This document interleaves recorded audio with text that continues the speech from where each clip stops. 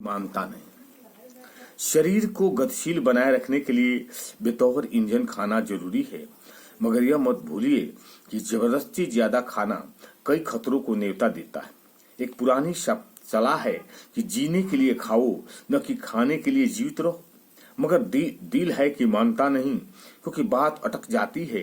स्वाद देखकर भी खाने को मन करता है। आपकी सेहत का ख्याल रखने वाले वैज्ञानिक आपको इस बात में आग्रह करते हैं।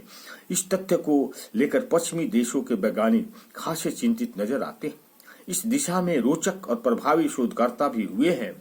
Cambridge institute for medical research Britain में इसी मुद्दे को लेकर गहन शोध हुए हैं और निचोड़ यही निकला कि कुछ खाते समय एक स्थिति वो भी आती है जब मन पूछता है कि और खाऊं या न खाऊं। तन की चाहत आती है, बात स्वाद की है और खाऊं खा लूं।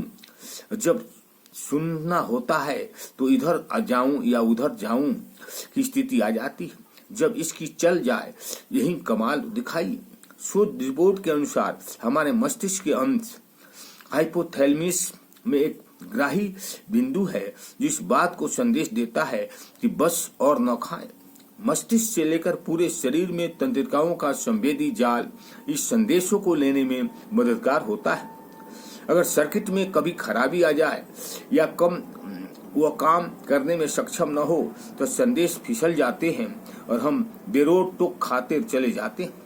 शोधकर्ता स्टीफन्स ने अपनी दीर्घकालीन शोध रिपोर्ट का खुलासा करते हुए मोटापा बढ़ाने के आनुवांशिक कारणों पर चर्चा की। उन्होंने बताया कि यह जीन का खेल है। जीन की ताल लय बनी रहे तो जीने के लिए खाया जाता है, मगर लय बिगड़ जाए तो बस खाने के लिए जिया जाता है, यानी स्वाद में ठूसम ठूस। उन्होंने अपनी टीम के साथ शोधपरक खोज की कि हाइपोथैलेमस मेलेनोक्राटिन 4 रिसेप्टर यानी MC4 और जीन का विस्तार है जो खाऊं या न खाऊं की खबर देता है। शोध के अनुसार म्यूटेशन अति भोजन की स्थिति है। मोटी बात तो समझ ले कि हमारे शरीर में हर गुण अवगुण के लिए जीन है, जिनमें जरा सी भी विकृति हमारे अंदर बड़ा प्रभाव पैदा कर देती है।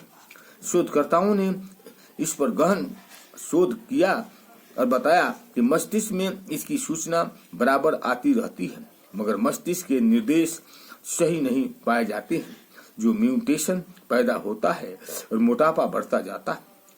शोध रिपोर्ट के अनुसार एक विशेष प्रोटीन जो कि लैप्टिस नामक हार्मोन से सक्रिय होती है, ये संदेश देती है कि बहुत खा लिया, बस करो वरना मोटे हो जाओगे। स्टीफन्स कहते हैं कि अगर यह प्रोटीन सक्रिय न हो या फिर संवेदनशील स्थानांतरित न किया जाए तो MC4R संदेश नहीं ले पाता, तब खाए जा पसंद बना है की स्थिति आ जाती है और फुल स्टॉप लगाए बिना खाया जाता है। यह भरे पेट पर और भी खाना है। इसका प्रभाव शरीर को बेढौल बना देने के लिए आधार बनाता है। आदमी सोच भी नहीं पाता कि वो कर क्या रहा है। बस सामने खाना नजर आता है और एक ही उद्देश्य रहता है कि जो कुछ भी है उसका स्वाद मजा लेते हुए सब कुछ पेट में ठूस दिया जाए। अपने शादी उत्सव में लोग प्लेट इस हद तक भरते हैं कि थामना मुश्किल होता है, मगर एक तो स्वाद ऊपर से वाले मुक्त, बस खाओ जाओ की होड़ लग जाती है और फिर प्लेट खाली हो जाती है। दिल फिर भी याद करता है कि चलो एक स्वीट डिश और हो जाए। डॉक्टर स्पिंसन ने अपने शोध को पुष्टा करने के लिए 500 ऐसे व्यक्तियों को अपने अध्ययन का आधार बनाया जो अपने जीवन के प्रारंभ में ही मोटे हो गए। इसमें बड़ी संख्या महिलाओं की थी, मगर पुरुष भी कम न थे। शोध रिपोर्ट के अनुसार इनमें 6% लोगों का MC4 बिगड़ा हुआ था, यानी उनमें MC4R म्यूटेशन पनप चुका था और वे म्यूटियाने लगे थे। बच्चों पर किए गए परीक्षणों में पाया गया कि जिन बच्चों में MC4R कार्यशील नहीं होता, वे अपना नाश्ता 3 गुना अधिक करने लगते हैं। उनमें फास्ट फूड विशेष तौर पर पसंद आने लगता है। वे अपने अभिभावकों, मित्रों और अन्य से बेतौर शर्त पिज्जा, बर्गर, चाउमीन आदि खाने की मांग करते हैं। उसके लिए किसी की सफलता का इनाम फास्ट फूड का खाना भी होता है।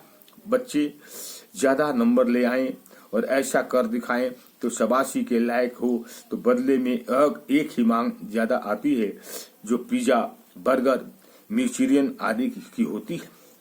ये जानते हुए कि इसकी अति बच्चों के लिए हानिकारक होगी, अभिभावक बिना गुरेज उसे खिलाते हैं। बच्चे भी जमकर खाते हैं। उन्हें अंदर से लगता है कि बस अब नहीं खाना चाहिए, मगर स्वाद हावी होता है और वह खाते ही जाते हैं। इस तरह से बच्चों का मस्तिष्क न संदेश ले पाता है, न दे पाता है और मोटापा परस्पर पसरता जाता है। ओम शांति। अच्छा लगे तो लाइक करें और सब्सक्राइब करें।